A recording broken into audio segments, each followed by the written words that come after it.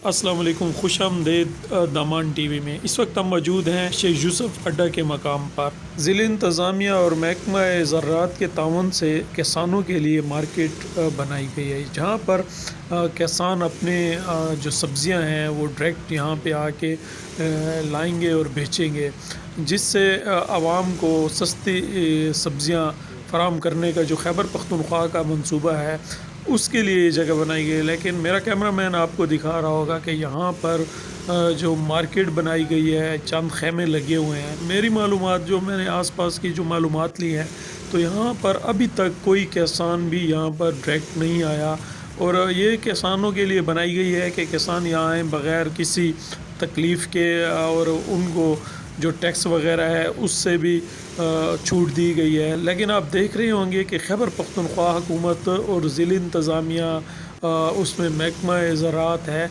किस हद तक संजीदा है। तो मेरा कैमरामैन आपको दिखा रहा होगा कि यहाँ पे अभी तक कोई भी नहीं आया।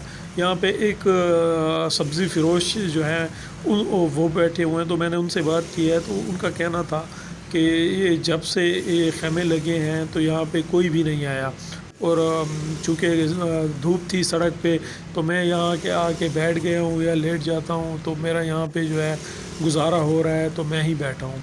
और ना ही कोई महकमे की तरफ से कोई यहाँ पे दोबारा लोग आए हैं, और ना ही किसी ने यहाँ पे हिम्मत किया।